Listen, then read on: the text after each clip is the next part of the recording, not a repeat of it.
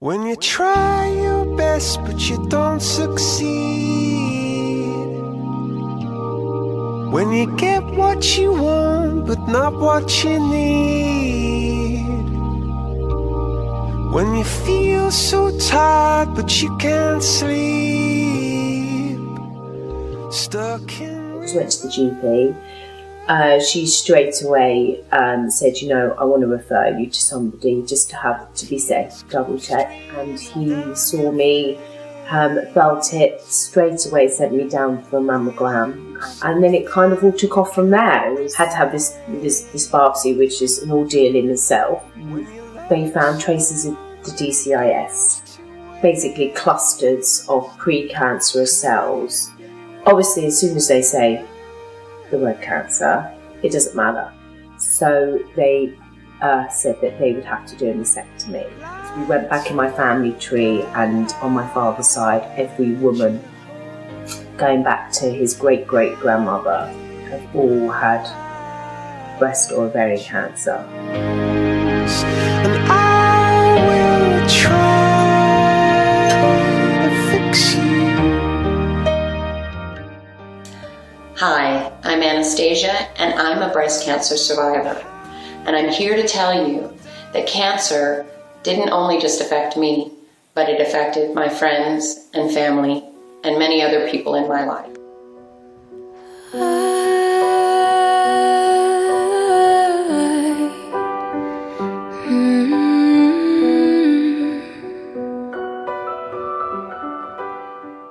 I scream loudly from the rooftops about my love of The Haven. Talk to me about The Haven. The Haven's a very special place. It's where people are able to come, men and women, and just relax and be able to, the moment they're walking through the door, it feels like a different place. Everybody understands they're there because they've got breast cancer, and in many cases it enables them to share the burden and to share it with other people other than their close family and friends.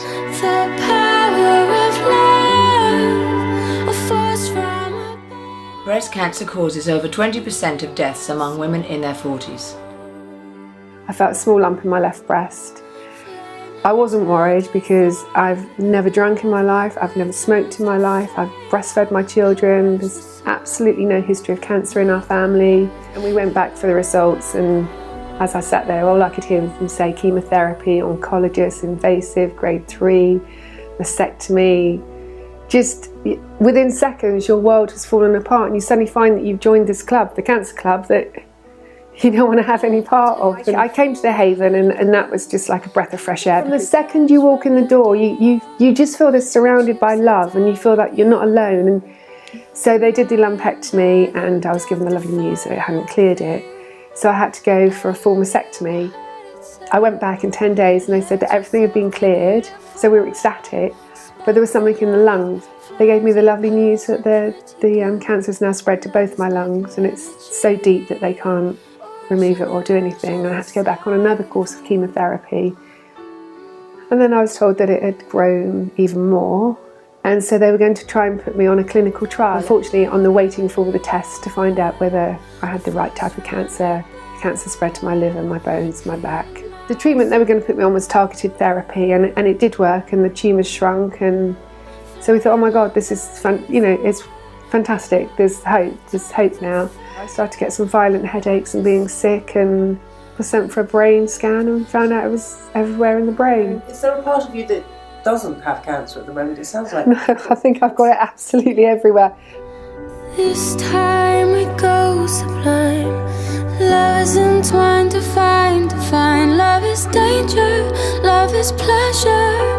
Love is pure, the only treasure. When you walk into the Haven, you immediately feel like you are calm, like you've had a huge cuddle from somebody. It's such an amazingly warm place, and I just think it's incredible that there's somewhere out there where people can go and get free treatments and interact with other people that are in the same position as them, chat to other people who are suffering, whose family are suffering. It's just an incredibly special place.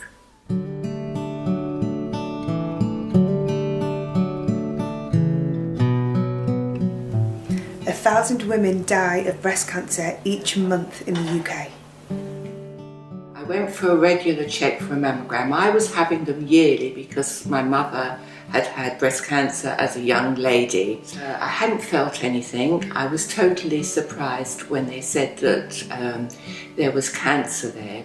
And of course, the first question I wanted to ask was, what's the chance of my daughter developing breast cancer?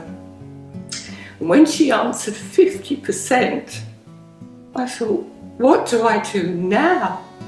How do I tell her? How do I tell her that I've got breast cancer?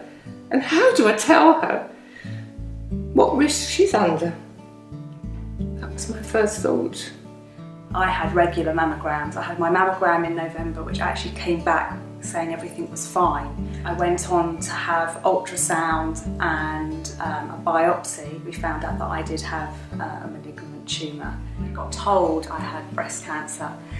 The first thing, apart from fear, was guilt. I felt guilty to my parents, that I was going to put them through, my husband, and then obviously most to my children. My daughter, who is a very bright 12-year-old, and she just wanted to be on her own and started crying. And she was full of questions, you know, are you going to die? Are you going to lose your hair? Am I going to get it? And I answered her as honestly as I could.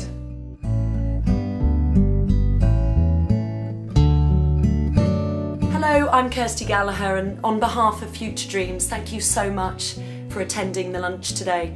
1 in 8 women will get breast cancer. It's now the most common cancer in the UK. We all know somebody who's either had it or we've been affected by it directly. And we really need to keep fighting this. And thank you so much for all your support on behalf of Future Dreams and myself. Thank you.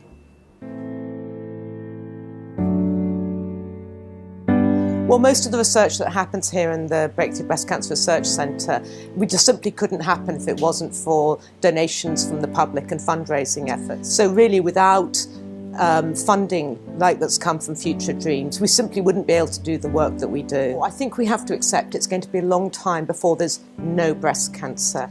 But we meanwhile have to be understanding much more about secondary breast cancer so that we can tackle that for those unfortunate women who do develop it. About 1 in 5 breast cancers are diagnosed in women under 40, and that is very young. Just learn from the beginning to check, to be breast aware, to be breast healthy. Sadly, we have to accept that for some women they do develop secondary breast cancers, and we need much better treatments for tackling that.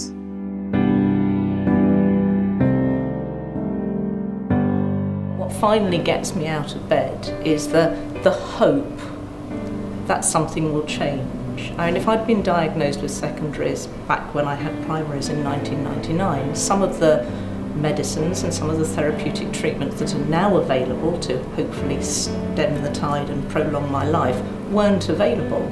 So every bit of hope I can get is magic, really.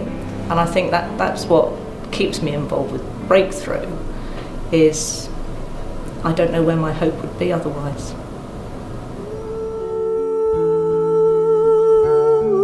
Boobs and women, that's what goes together. And once you've had that taken away from you, oh, it's massive. It's a huge, huge void. They have gone an awful long way, but there's so much more that needs to be done in the research of secondary breast cancer to save more lives. There's nothing I've not gone through, there's nothing now that I've not experienced, and I hope that one day my experiences can help other people going through the journey. What does Future Dreams mean to Breakthrough Breast Cancer? It means a huge amount to us, not only in terms of support, but I think it's fair to say here in our laboratories, back in the office, there's a strong sense of the ambition that Future Dreams has really set us to achieve, and we want to be true to that and we want to deliver. So please do all you can to support this amazing foundation, because you know, research is the key to the cure. I lost my own mother very recently to this terrible disease, and so therefore I speak as somebody who's been affected directly. I cannot stress the importance of needing to raise further funds to beat this terrible disease. So, please be generous, dig deep, and then dig a little deeper. Thank you so much. Made promises lightly, and there have been some that I've broken, but I swear in the days still left we'll walk in fields of gold. We'll walk in fields of gold.